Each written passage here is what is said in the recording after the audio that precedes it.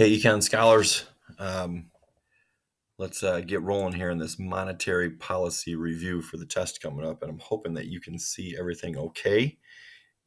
If you've got this turned in already, that would be great.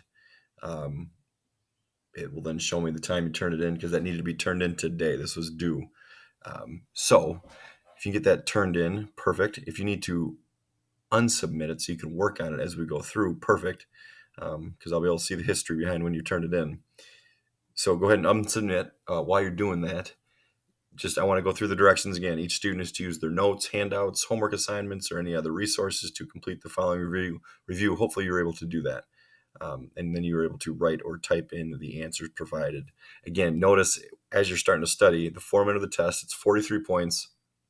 Pretty much all of it is done on the bubble sheet. There are 10 matching things to start out with. Then there are 6 selected response related to the inflation, 8 related to unemployment, 8 related to the Federal Reserve actions, so that tight or loose money policy, and then 4 selected response related to the functions of the Federal Reserve, and then 3 dealing with money. And that's exactly what this whole thing was going over. So I'm going to go through mine, and I'm going to fill it out as we go. Again, if I'm going too fast, no worries. That's why this is posted. You can go back and fill it out and listen to me again, because I'm sure that's what you all want to do is go listen to Mr. C talk 2 times about all this stuff about econ. I'm just kidding. 1 time is probably enough. So let's start out with the things to know. The first section is on money. Mr. Pearson was here still teaching you guys about money. So that's a couple weeks ago. So I want to make sure that we cover what we need to cover. So in number 1A, what's the difference between money and currency? Okay, I'm going to type some stuff in here, and this should keep the pace down a little bit. So I'm going to put money is, and I'm going to go by all my stuff I've got here, a medium of exchange, as opposed to currency, you would say is a form of money. And I'm actually going to add in there like the physical dollar bills or change. Again, money is that medium of exchange. It's something we use to make exchanges, so to buy stuff usually. And then currency is a simple form of money, so physical dollars and bills and such things like that, at least in the United States. All right, B. Let's go to B. The 3 primary functions of money are, it's a medium of exchange, so something we use to like almost make a trade, right? An exchange. The second would be it's a store of value, meaning you can store and retain. Let's not use retain, keep. And store and keep value over time. So again, something that over time it doesn't like lose its value. We talked about maybe like a dead cow laying on the side of the road. Well, when it dies, it still might be worth something like right away. But over time, it's going to rot. It's going to get nasty. It's going to lose its value. And 3, it's a unit. Now let's go with this. A measure of value. Meaning it provides common measure of value. So it's something that we can use to tell us how much something's worth compared to something else.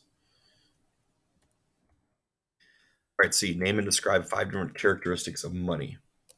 It's durable, right? Can you rip apart a dollar bill? Yes, but you can also crumple it up. You can stick it in your pocket. You can step on it a little bit. Like it holds up. 2, it's divisible. Our money's divisible. Okay, a $5 bill. Can we cut it up into 5s? Yeah, we got 5 $1 bills. It's easy to divide. A dollar bill, if we want to split it up into 4, we go to quarters.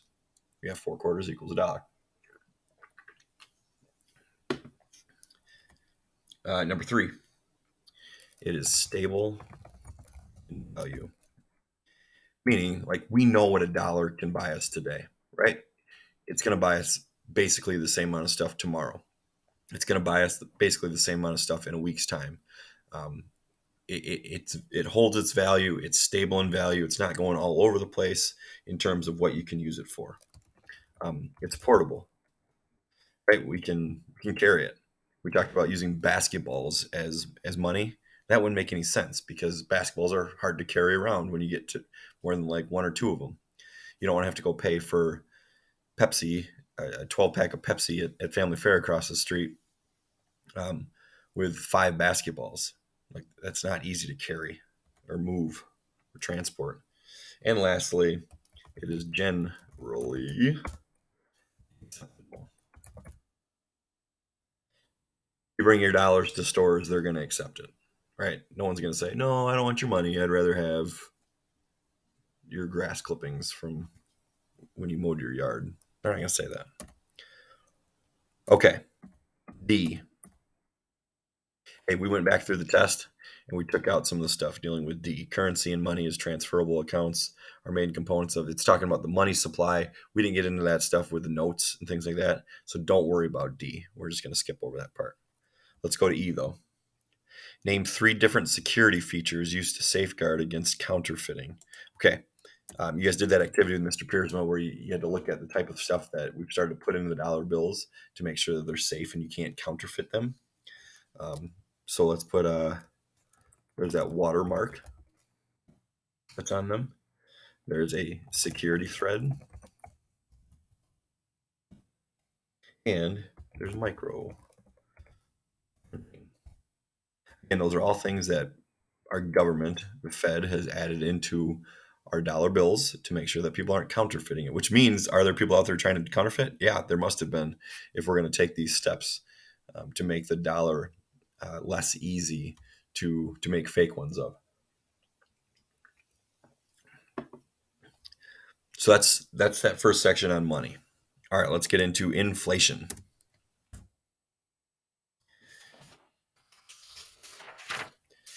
What is inflation? The general increase in prices of goods and services. So inflation is not necessarily a bad thing. Remember, it's not bad unless it's going too fast. We also want it. We want inflation to go up because that means our economy is growing. We just want it growing not too fast. So 2, 3, 4% is typically what we want. And that's in the overall general price of stuff. Remember, we looked at some specific items and analyzed, have they gone up with inflation or haven't they? Specifically, we saw those 4 things that we looked at from 1981. The one item was a gallon of milk. Well, had it gone up with the general price of other things, so that with the CPI, remember, that kind of overall average of inflation over the years, remember we said it should then cost us like $7.35 to buy a gallon of milk today. Well, fortunately, milk hasn't gone up with inflation, and it's not quite that as expensive. Okay, when is inflation bad? When it is too full on. It's bad for too fast. Ooh. It's bad for people with fixed incomes. So incomes that don't change, like they're staying the same every year. Because with inflation, remember, inflation is having prices go up. And if someone's fixed income staying the same, they're losing purchasing power every year. So it hurts people with fixed incomes, creditors, so people that have given out loans because we're paying them back at the same rate all the time. And over the years, that money that we're paying them back is worth less. It's not worthless, worth less. Its purchasing power has gone down. And also savers. Why? Well, remember, you put money into like a savings account, it's going to get maybe 1 or 2% every year in terms of interest. So it's going to grow. The number is going to grow. But if inflation is going up at 3 or 4%, that money is able to buy less over a period of time. The purchasing power of that money goes down. All right, when is inflation good? Or who is it good for? Well, it's good for people in debt. So, like I said, I'm in debt, right? I'm paying back the loan on my house, but I'm paying back the same amount every single month for 20 years. That money, remember, is losing purchasing power because inflation is going up. And so the bank that I'm paying is getting the same dollar amount every single month for the next 20 years, well, 17 years now, because we've been in a house for 3 years. But that money is worth less. It has less power. People that collect things, most things, obviously a lot of things appreciate over time, or they be so a lot of things. If you're collecting certain types of items, they gain value over time, and so those things are going up, up, up, up, up in their worth or their value. What do the initials CPI stand for? Consumer Price Index. And that's what is used to measure inflation. And they've got kind of that fancy math problem that helps do that. We're not going to worry about how they could calculate that, but that gives us the overall average inflation rate, the CPI. All right, how is inflation calculated in America? Think market basket, foot soldiers. All right. But we compare prices of goods and services over a period of time from different areas of our economy, but our market. We might get, we're going to take some prices of maybe some automobile companies or cars, or we might take some things from like the housing industry. We might take some things from the tech industry to see how those prices are all rising or falling. And then we average all those together. And that's how we come up with that inflation rate. Okay, a rise in prices at Pizza Hut was caused by an increase in cheese prices. So if the cheese prices are going up, it's saying the price at Pizza Hut goes up. This is what kind of inflation? Well, it's costing Pizza Hut more to produce their pizzas. So it's going to push inflation up.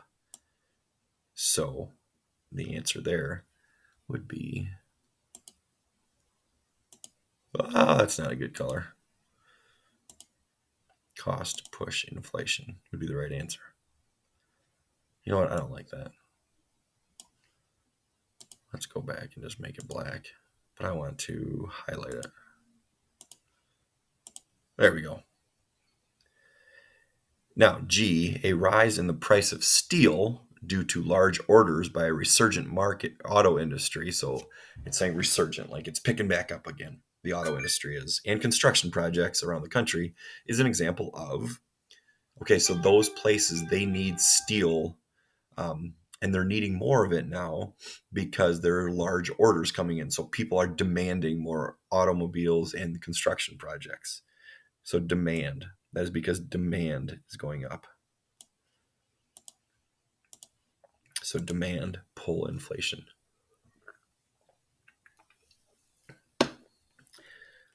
So there is our inflation stuff. All right, let's move on then to the Federal Reserve. Who's Jerome Powell? He is the Jerome. Send it home, Jerome. He is the chair.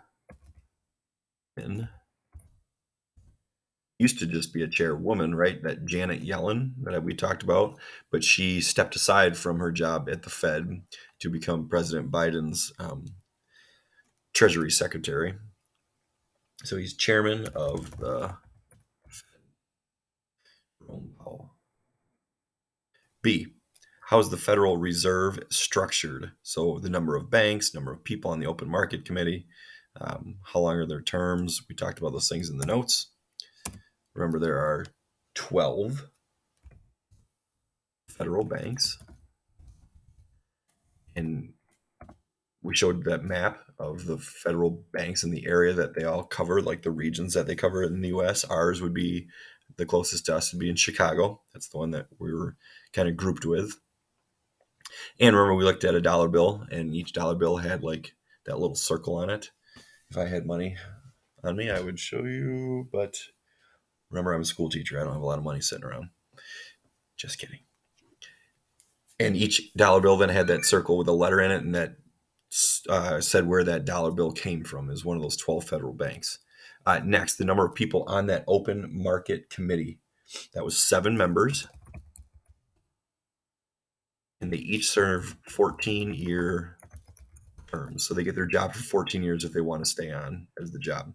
They're appointed by the president, so they have to be confirmed by the Senate. And every 2 years, remember I said it was like a conveyor belt. All 14 people are on the conveyor belt, and then it like slowly goes. And every 2 years, one person falls off, and a new person comes back on. C. Why was there a need to create this bank reform in 1913? Well, we talked about there being a couple different reasons. First, our nation realized we needed a central bank, a federal bank that could help out the government, support the government, but also gave a basis for like the Fed so that we could have some people help kind of control the economy. So we need a central bank to help control the economy.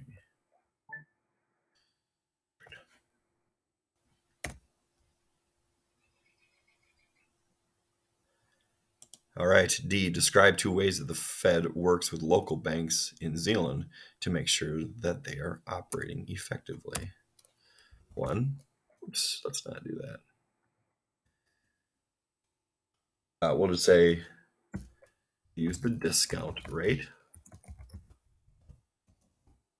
which is the rate that the Fed will charge one of those banks if one of those banks takes out a loan from the Fed, and also the reserve.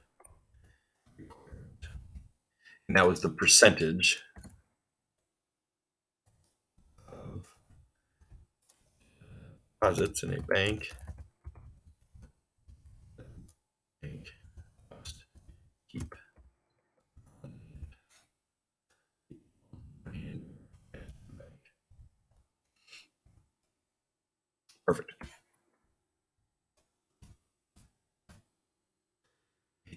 Space. Sorry. All right.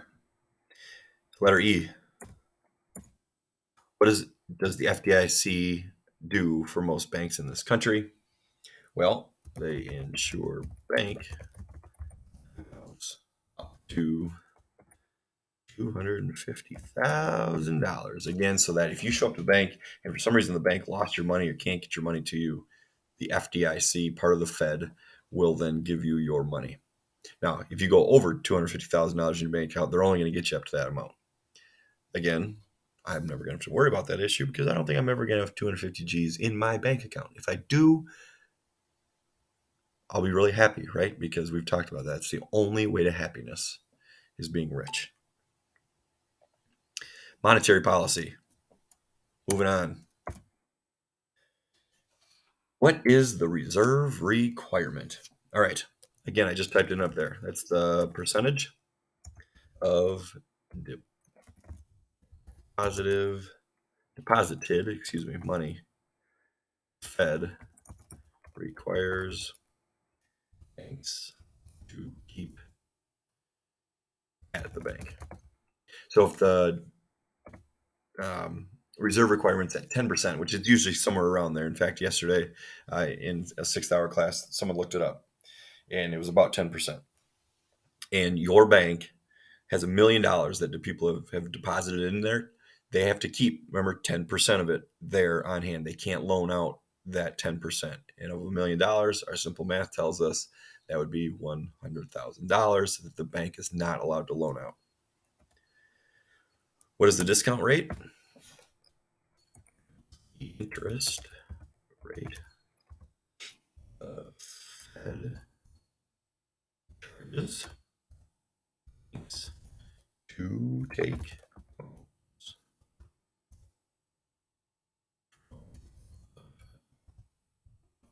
So if a bank needs money, Sometimes we've said banks do need money, or if they haven't, or if they drop below their reserve requirement, the Fed then requires them to like get that money back in the bank somehow. Well, if it's all lent out, the bank can't get that money. So sometimes they'll have to take out a loan from the Fed. The Fed will give them the loan then to get enough money back into their bank to meet the reserve requirement, but they are going to charge them interest, and that's what the discount rate is going to be. All right, what are open market operations? The buying and selling of government bonds and treasury notes, or call them securities sometimes, by the Fed.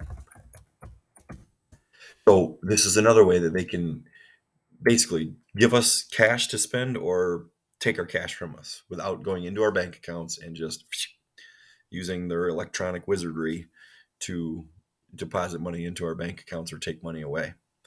If they want us to have more money, they are going to buy our bonds from us. My bond, it's a piece of paper. In fact, I might have it right here. Shoot, what did I do with that? Oh, my voter registration card. I thought I had my... Maybe I don't have it here. Bunch of bills to pay.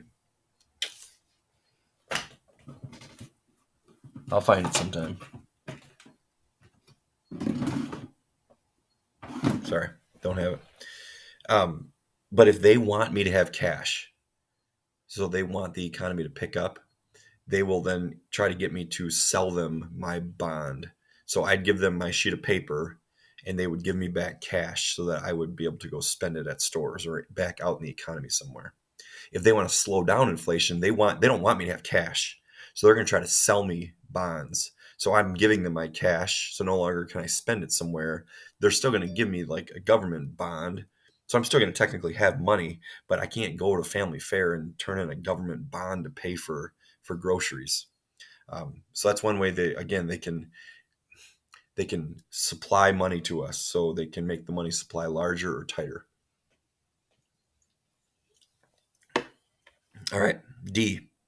How does a tight, so contractionary money policy impact inflation? So if we have tight money policy, which is what the Fed is going to start encouraging because our inflation has been so high lately.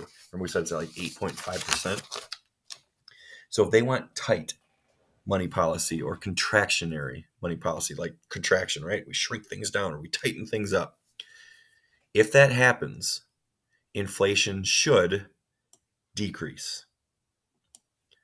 That's what their goal is, because they're trying to take money out of circulation, trying to make the money supply smaller.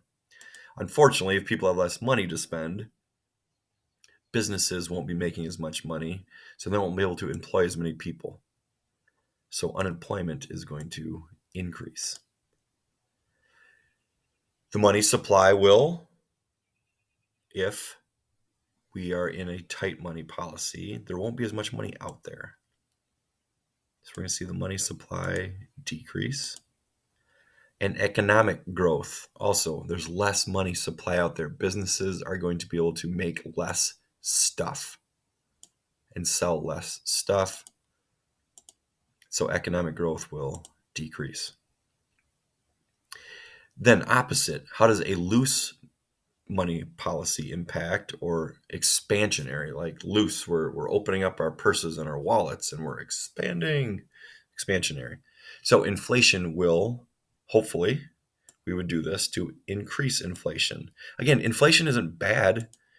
Like sometimes we want inflation to go up. We want prices of goods and services to go up at a steady rate, just not anything too fast.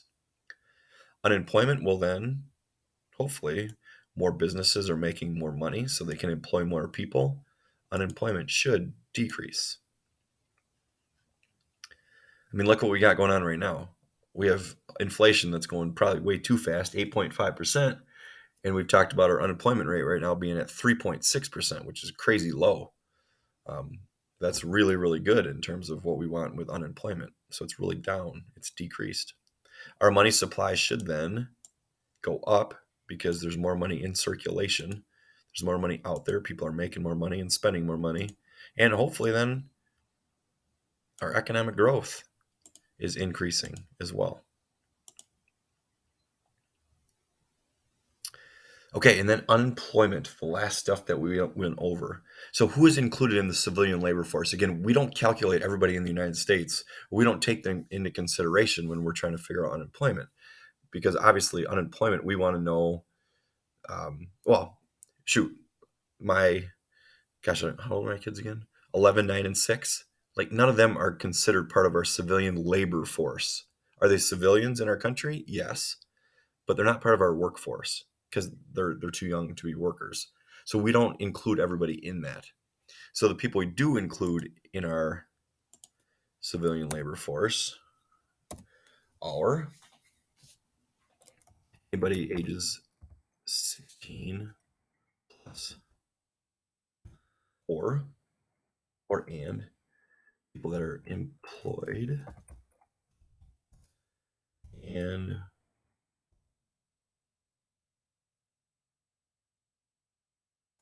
or seeking. People that are employed, they have a job, and people that are maybe seeking employment. Those are all people we consider part of our civilian labor force. Describe the 4 types of unemployment. Structural. We're structural unemployment when skills and education don't match up with the jobs. So we talked about the farmers way back when. They used hand plows. So we needed like 10 different farmers because they knew how to do that with the hand plows. Well, all of a sudden, John Deere creates this new combine, and we don't need that skill anymore from all those farmers that knew how to do the hand plowing because of new technology. Cyclical unemployment, when demand for a good or service decreases. Here's the example of the restaurant industry during COVID when we like legally could not go to restaurants. Restaurants weren't allowed to have people in there ordering food, sitting down, and eating. And because there was no demand then for like the restaurant services or business, restaurants then laid off all of the waiters, waitresses, hostesses, because no longer was there demand for that. Frictional. That is a time period between jobs and a worker. I want to change that wording. That's terrible. Oops. The time period. It said that. That'll work, whatever. The time period when a worker is between two jobs.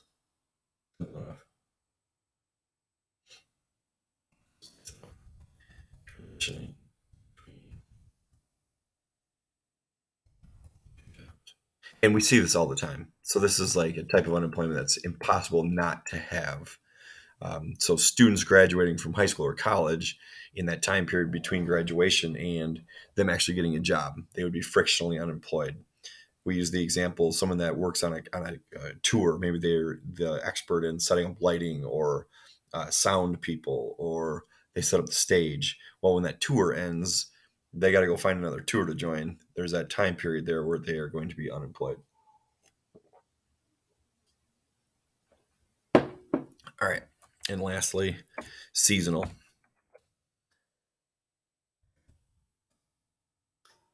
Periodic unemployment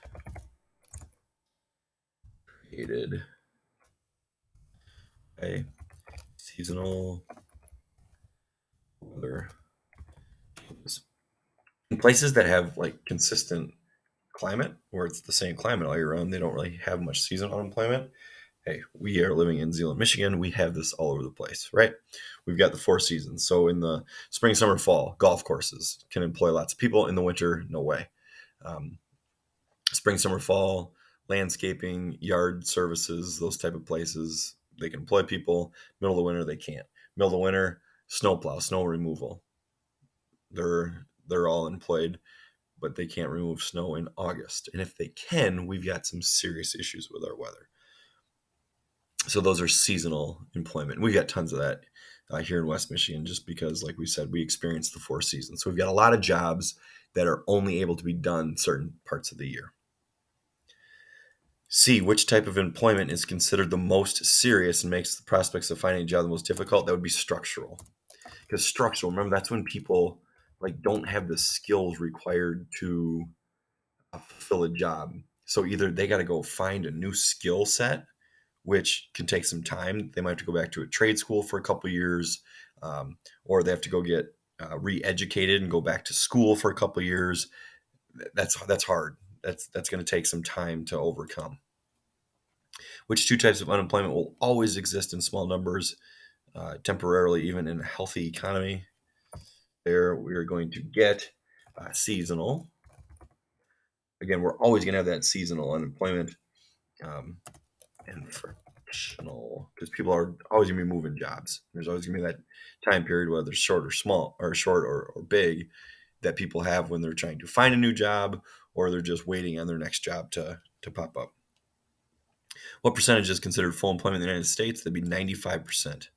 Again, 100% impossible because we have seasonal and frictional unemployment. So full employment, that's at 95%. That's when we consider the unemployment rate basically as good as it can get. Yeah, right now, so that would be 5% unemployment, right? Right now, we're only at 3.6%, which is off the charts good. We're in a pretty good spot with that. Why is having some unemployment not necessarily a bad thing? Because if not everybody has a job, then we're going to have, let me get rid of that letter. There will then be competition for jobs, which should with workers. If everybody has a job, like, what's the point in trying as hard or proving yourself if you know you've got a job available to you all the time? Like, that's a little communist when that was going on, right? When communism, they guaranteed everybody jobs and they guaranteed everybody pay. So there was no incentive to be better than your other workers. Now, when we know there's that risk of being unemployed, if we don't do a good job, it's going to force us to either do a good job at our job, or we're going to get fired or laid off, and then we won't have a job anymore. So having some unemployment is not always necessarily a bad thing. I think that's it.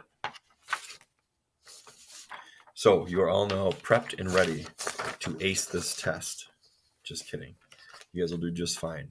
We've gone over all the stuff that we need to go over. You've got all the stuff that you need to study from. The test is obviously going to be on Friday. This is due. This study guide was due. It's not due anymore. It was due. So for those of you that got it done and turned in, perfect. You'll get that 30 out of 30 for the assignment. And then you are also eligible then to do test corrections once the test is done. If you didn't get this done or don't have this done, you're not going to get that chance to get test corrections done, which will probably be offered then on Monday of next week. Because again, the test is Friday. Now, on Friday, we've only got, they're those shortened blocks, so it's back down to a normal hour. So we're going to get right in the classroom and we're going to get moving on the test. Okay, we're not going to have too much time to sit and go over questions and stuff like that. So take care of that before Friday. Go back over the study guide, look over your notes and things like that. And if you come across any questions, then come find me at school, email me, and let's make sure we can get some of those kind of questions answered before we step into class on Friday. So that we don't spend too much time like reviewing, because we're going to need that full time to get the test taken care of. Hey, thanks for listening. If you need to go back over some stuff, obviously you've got this video at your disposal. Take advantage of it and let me know if you have any questions.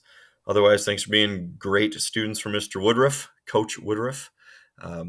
and have a great rest of the day. We'll see you on Friday, if not before that. See ya.